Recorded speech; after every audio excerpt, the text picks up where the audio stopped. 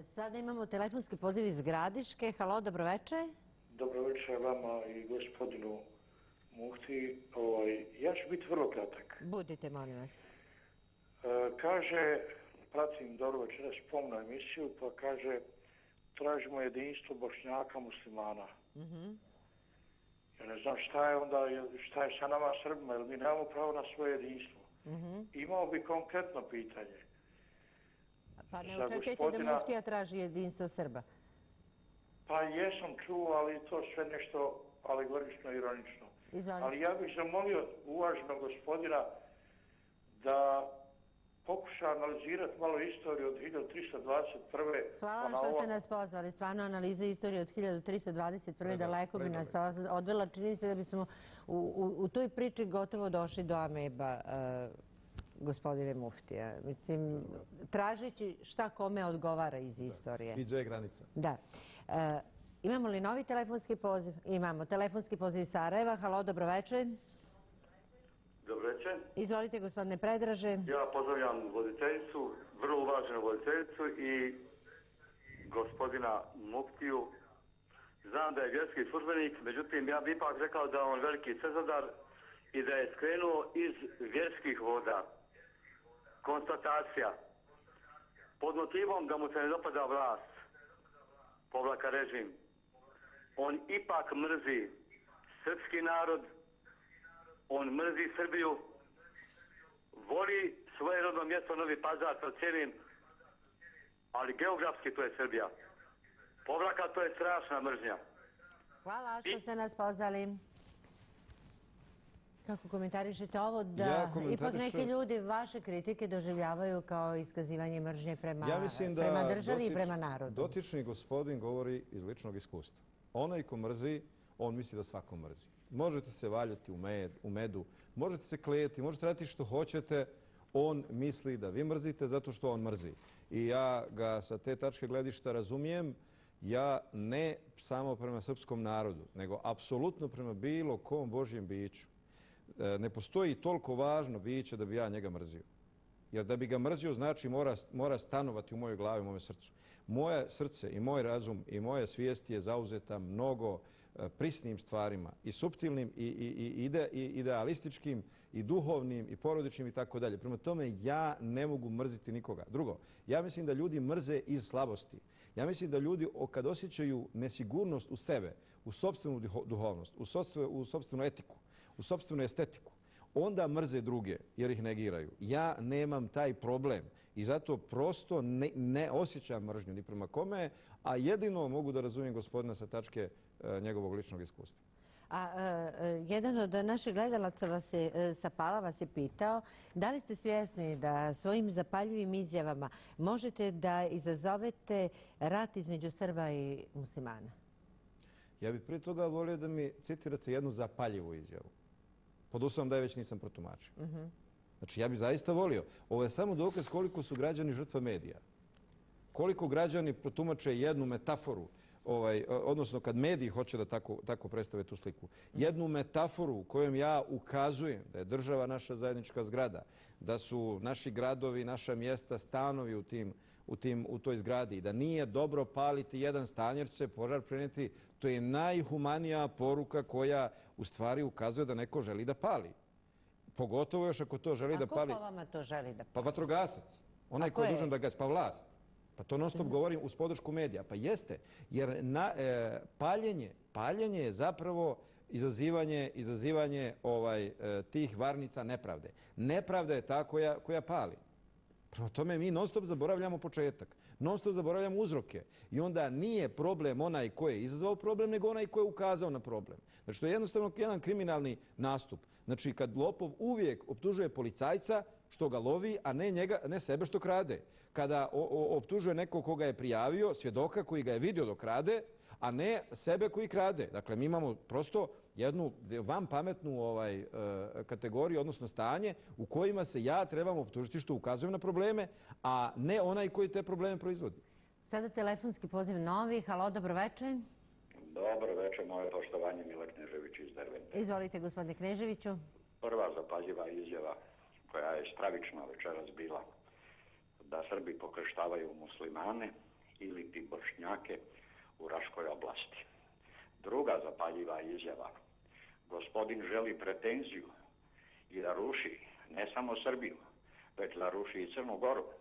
Malo prije izjavio da želi autonomiju u Srbiji i u Crnoj Gori. Gospodine, upitajte se šta nudite muslimanskom narodu ili ti bošnjačkom narodu, jer ja sam večeras, kao i svi gledalci zbunjeni. Ko ste vi? Kojim jezikom govorite? I koga večeras predstavljate? Hvala na ustupljenom prostoru. Hvala vama što ste nas pozvali. Dakle, skoro da sam unaprijed odgovorio, jer očito gospodin ima prilike da me sluša dok je držao slušalicu. Dakle, zapaljivo je kada kažete da neko tjera muslimansko dijete kršćanskim lekcijama u školi. To je zapaljiva izjava, a nije zapaljivo ponašanje tog učitelja, tog ministra prosvjete, tog direktora škole. Dakle, potpuno izvrnuti standardi. Što će reći? Ako ćutite, ako ma šta vam se radilo, vi ste dobri Bošnjaci, dobri muslimani. Ako progovorite, onda ćemo vas satanizirati, ukazati prstom na vas da ste opasnost, kako bi nahuškali sve što miče da se okrene protiv vas. Posljednji telefonski poziv za večeras iz istočnog Sarajeva. Halo, dobroveče. Dobroveče. Izvolite, gospođo Jadranka. Kratak pozdrav za vas, a nekoliko pitanja za gospodina prisutnoga. Kratko, molim. Prvo vas molim, gospodine, da odgovorite na jednu kontradiktornost koju ste sada više puta pomenula, to je da su Sandžaklije, kako smo mogli zaključiti, jako siromašni, naročito u Novom Pazaru, a sad rekli ste da Srbi u svojoj kući u Novom Pazaru isto tako siromašni prodaju za 200.000 evra. Mogu ih prodati i kupiti u Šumadiji po nekoliko takvih kuća.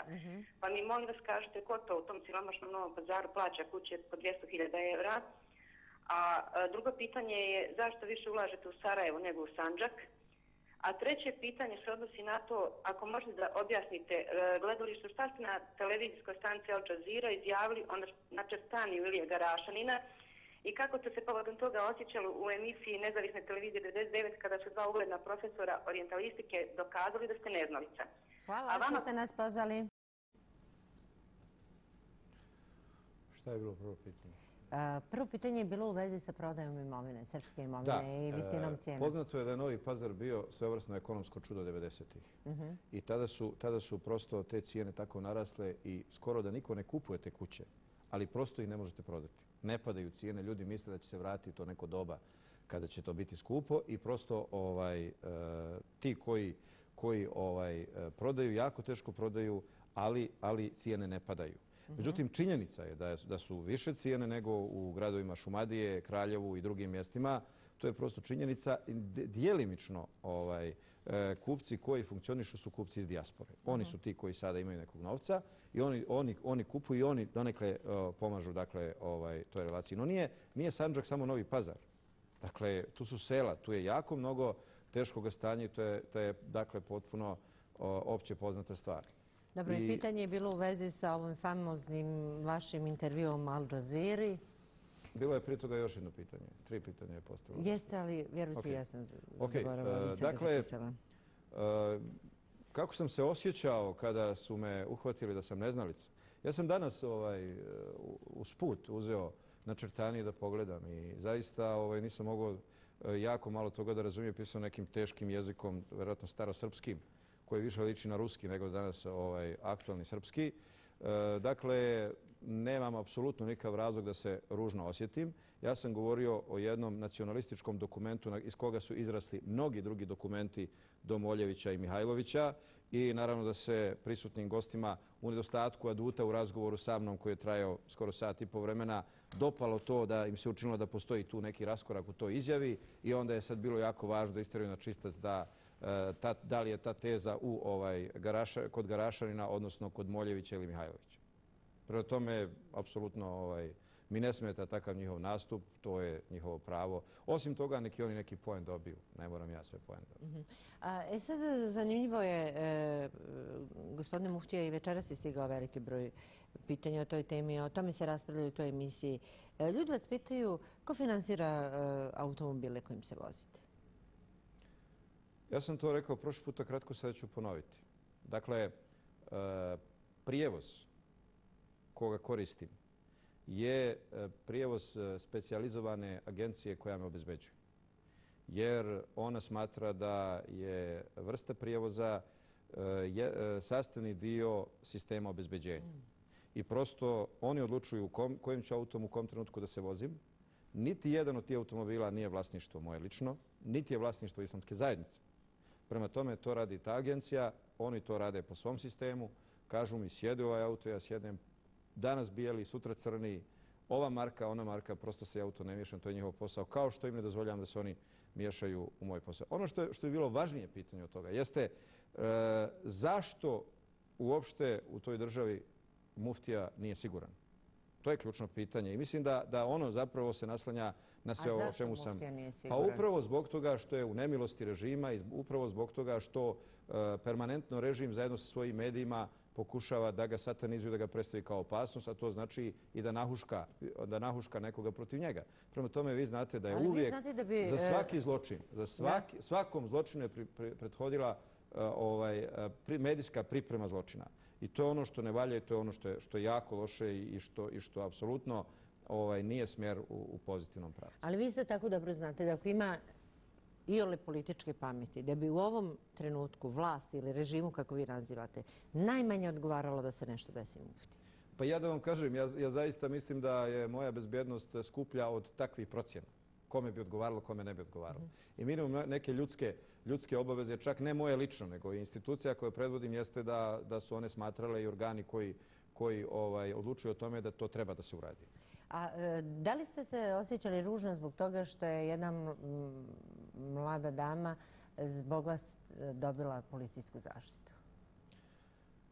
Ne, apsolutno se nisam osjećao ružno. Prvo što nije zbog mene. Vi kao duhovno lice? Apsolutno se nisam osjećao zato što znam da je to jedna režimska igra i što apsolutno nije zbog mene dobila.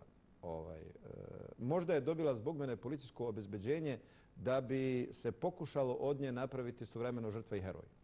Ako je to i kako bi se sa te pozicije lakše pokušala okruniti uticaj i autoritet muftije u Sandžaku.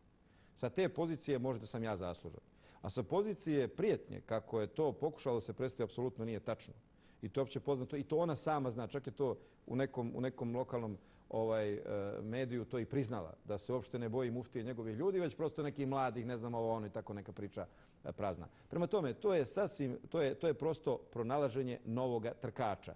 Potrošeni su prva dvojica ministara, pa su potrošene druge dvije vještačke Ahmedije, pa sada nađi nekoga, to bi onda moglo biti. Da je to žensko kao nezaštićeno, pa je onda još to kao nevladina organizacija, a pritom da ta nevladina organizacija je prošle godine zvanično po budžetu, iz budžeta Srbije primila 3,5 miliona, odnosno preko 3 miliona dinara preko ministarstva Rasima Ljajića, pa čak je i državni revizor utvrdio da je bilo zloupotreba ili će ići prekršajna ili krivična prijava protiv ministra Ljajića zbog zloupotreba, između ostalog i nezakonite dodjele novca nevladinim organizacijama, a to je dotična osoba u pitanju, da je pritom ta osoba nevladina organizacija, a da obnaša funkciju predsjednika nekog od upravnih odbora pri gradskoj upravi u Novome Pazaru, da ne govorimo o drugim privilegijama koje ima, to znači da samo radi ona svoj neki domaći zadatak.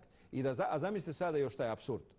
Znači šta se sve dešavalo u Sandžaku, šta se sve dešavalo u Srbiji, koliko je bilo ugroženih, koliko je bilo prijetnji, da se predsjednik države nikada nije udostojio nikoga da primi da mu da podršku. Bilo da se radi o pojedincu ili grupama. A sada se odjednom dosjetio da dotičnoj osobi da podršku. Zašto? Zato što je jedna studentica odgovorila po njoj adekvatno na njene prethodne uvrede i onda se iz toga donosi zaključak da je ona ugrožena, a prethodno je tako izvrijeđala vjeru kazavši da su djevojke koje se pokrivaju, bivše narkomanke, koje svojom mahramom pokrivaju svoje nemoralne i narkomanske biografije. Iako je osoba, kako vi nazivate, o kojoj govorite, to demantovala i rekla da nije na taj način Ne, to piše, izvolite provjeriti tekst. Da. Ne, imate tekst u danasu, ne znam od kog datuma, ne može se demantovati. Znači nije to sada rečeno usmeno, nego postoji tekst i to je ostalo napisano i to možete provjeriti. Dobro. Za sam kraj htjela bih nešto da vas pitam. Mi smo posljednji put razgovarali u junu, neposredno pred izbore za Nacionalno bošnjačko vijeće, ili tako? I pravite neku paralelu između tog razgovora i ovog je nemoguće. Međutim, ono što sam primijetila večeras, a što nisam primjećivala ranije, počeli ste da koristite neku novu terminologiju, neki novi jezik koji nisam primjećivala do sada. Koristite aktualan, koristite prijevoz, nešto što nije karakteristično za sredinu iz koje dolazite. Ja uvijek govorim bosanskim jezikom, dakle to je opće poznato. Da li je bilo u prilici da kažem aktualan ili ne, ne sjećam se. Da, večeras to je opće, ne nego u ranijem tom razgovoru. Ja nikada ekavski ne govorim. Prvo moja majka i otac nisu govorili, drugo ja sam završio srednju školu u Sarajevu pa sam onda i educirao se na bosanskom jeziku, tako da apsolutno nemam problem.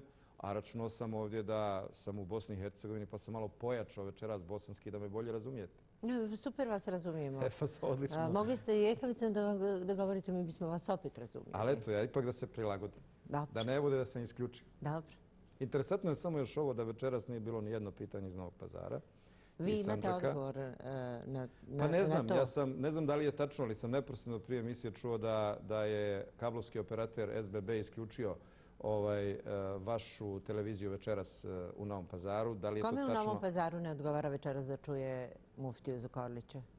Pa vjerovatno svima onima koji u muftiji Zukorliću vide opasnost za svoje političke pozicije, ali naravno ne po relaciji prijetnje, jer onda nije bitna televizija, nego po relaciji argumenta. Jer onda bi oni da gase svjetla. To nije prvi put u Novom Pazaru.